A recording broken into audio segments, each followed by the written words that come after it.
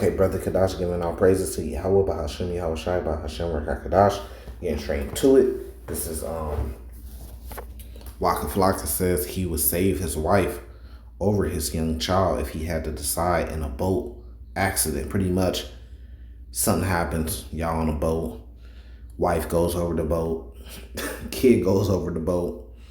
You got to make a choice. If you want to save one of them, you got to make a choice. So I'm going to tell you right off the bat, my choice, this is off the top of my head, my choice would be to save the kid because kind of made an oath to protect this kid with my life. Now, I'm not saying that that's like biblical doctrine. Some people will say they didn't make an oath to protect the kid with their life. Me, I do make an oath to protect my kids with my life. There's different oaths. You can make an oath, you cannot make an oath. It's your choice, right? So for me, I'll jump in the bullet.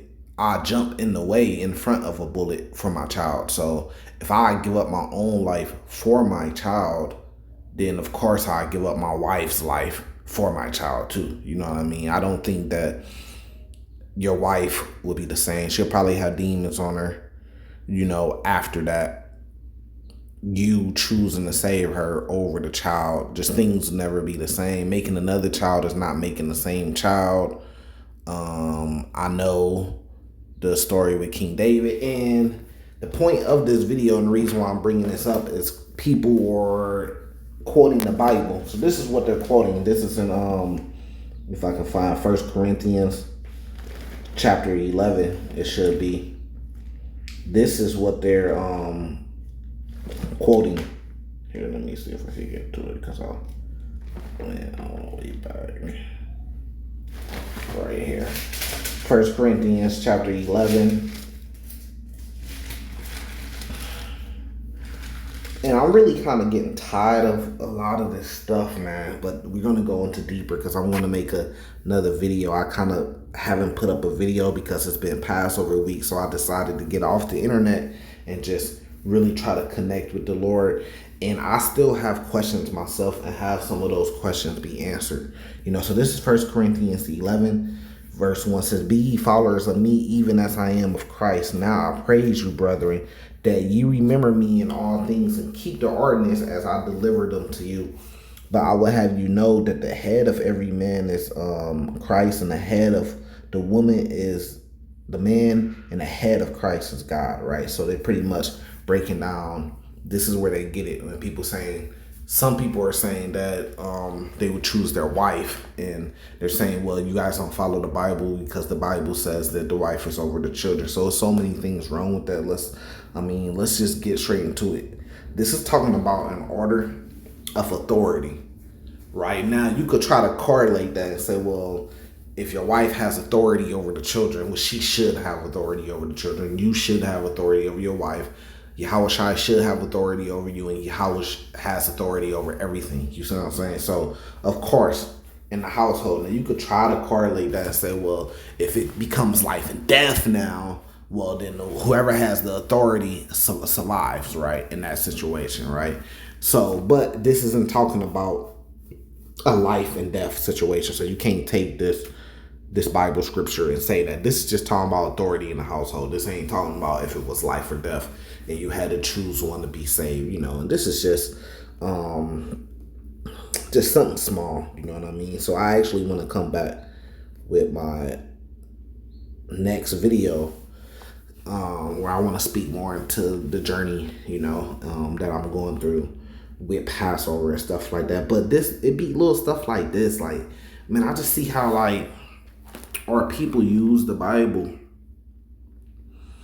in so many different ways, man, just to cause confusion, and then even with this being something people don't even understand that this is something that Apostle Paul is breaking down. Be ye followers of me, even as I am of Christ, right? So it would make sense during that time, if you don't know or have a relationship or have any knowledge of Yahweh Shai, then you will be following him through this man that you're learning from, which is Apostle Paul. So I get it for that, you know what I mean? But you also could just directly follow Yahweh Shai, and you can also directly follow Yahweh, which should lead you down the same line, but there's differences. There's differences between, if you following Moses, it's a difference between following Moses and following who the world calls Christ. Now that's very, like, some people will cringe at that when you say that, and they say, wow, how could you say something like that? But the thing is like, and this is a part of the journey I've been on, if you take your feelings, facts over feelings, Moses had a Mosaic law, and those laws are clearly in the Bible for us to read it. Yahushua came and he changed things about certain things about various different laws, and that's just the truth. So that means that there's a difference there and there's a change there. You see what I'm saying? So that's been a battle that's also been going on. The brothers at GOZ that been breaking down their Old Testament Israelites, you know, they got a lot of points, you know, and I had a conversation with the brother. I don't know why the video ain't came out, but I had a conversation with the brother and we talked about it. And, you know, even back then when we had that conversation, I was saying, look, man, I agree with you on a lot of things, you know, I know what I mean. But for me, it's just that I believe the law has been changed a couple of different times, like with Abraham and Sarah possibly being his sister, or Jacob getting sisters to be wives, and then in Leviticus, Moses' law, you're not supposed to get sisters to be wives to vex them. You could spin that a different way to make it fit. I'm just throwing out different scenarios. The law of marriage and divorce, and writing her a bill of divorce, which by practice it makes more sense in real life by practice. But then, of course, in the New Testament, Yahushua is saying pretty much you can't do that, and he's saying that like the man that comes and marries her, it's an adultery. That's adultery. But in the law of Moses, the man that comes and marry her after you give her a bill of divorce, he's not an adultery. So that's the difference. That's a big difference. Is this guy an adultery or he not an adultery?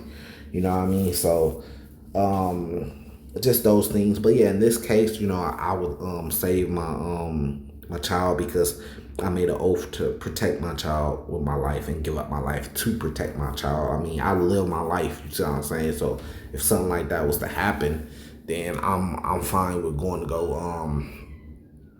go see, you know, rest in peace with the Lord. You see what I'm saying? Like, and my child being able to live. Now, everything, and another point of this video, everything isn't just like a law. You see what I'm saying? Some things you can make the decision, and it goes off the decision that you want to make. You see what I'm saying? Now, if you are, let's just say you have a child, but you're like in Apostle Paul's position, and you're responsible for these churches and responsible for these men and their families and things like that, you may make the decision to let the child, if in a situation where you got to put up your life, you may not put up your life for the child, because your life is already dedicated and belong to being a vessel of the Lord for pushing this work. I get that. You see what I'm saying? I do get that. Now in a situation where it's my wife or my child, well, my legacy, you can look at it like, well, you are the seed of your father, so your legacy is going to be your seed, what is called your offspring, will be your child. So in that case, you may want to say your child, especially if it's a male boy, because the male, your firstborn son, there's a firstborn son, right? You know, because he's your heir, so he gets a double portion of inheritance. So you might say, well, that means that the firstborn son is special, so you will have to save the firstborn son. But it just goes to show you, there are people just take the Bible, run in the Bible with no understanding, been doing this, you see what I'm saying? It's actually getting worse and worse, and just say things. Like, you see camps that'll say, like, for example, like they'll say, it's a sin to have multiple wives. I've seen a guy say that it was adultery for a man to take another wife and have multiple wives. But Jacob was turned to Israel. This is why you even have Israelites, because they come from the man Israel, literally created our whole nation by having 4 different wives? So you're saying that he created our whole nation by adultery? Or, I mean, by default, you would have to, okay, so you say that Jacob did not commit adultery, then you would have to say that he, you would say that it wasn't adultery during his time. It wasn't adultery during Moses' time. It wasn't adultery during King David's time. It wasn't considered a sin during King Solomon's time. But then turn around during our time, now it is a sin. But then in the kingdom, it's not going to be a sin no more. So is it like that? You see that confusion? You see what I'm saying? So I'm noticing a lot of people don't take this Bible because it's all talk. It's all internet and talk. And that's going to lead me into my next video called Passover. With that, I'm going to say salvation to you later.